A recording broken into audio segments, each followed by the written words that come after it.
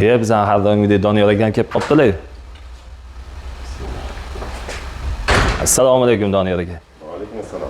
Aka tuzumsiz? Yaxshimisiz? Charchamayapsizmi? Rahmat. Tuzumsiz. Sekin. Doniyor aka, savolim bor edi. Nima savol? Nimaga aynan to'pli dom aka? To'pli dom bo'lishiga sabablar ko'p endi nimaga aynan to'pli dom? Chunki o'zi avvalambor menda santexnika bo'yicha har xil ustalar bilan ishlaganman-da. Har xil ustalar bilan ishlasang har xil muammosi bo'ladi. O'sha sizlar bilan ishlashni boshlaganimdan keyin shuni bildim. To'pli dom uyim isishni boshladi avvalambor birinchi marta bo'lib.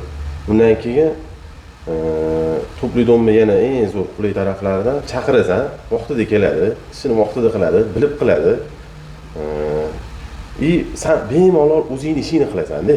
Ustalarning tepasida turib, mana qanaqa bo'lyapti, ne bunaqa bo'lyapti, kelyapsanmi, ana ustalarga qilasan, ko'tarmagan unaqa narsalar yo'q. Keladi, o'zining ishini bilib qiladi. Nima kerak bo'lsa o'zi bilan olib keladi. Senga aytmayman, magazinga chiqib keling, bozorga borib keling. Kech-kecha mana bu yerda qancha ishlaring qolib, bu yerda o'zingdan ustalar bilan birga qo'shilishib usta bo'lmaysan-da. Muammolarni aytasan, ketasan, kelguninggacha hamma narsani hal qilib qo'yadi. Shuning uchun ham har doim to'playman.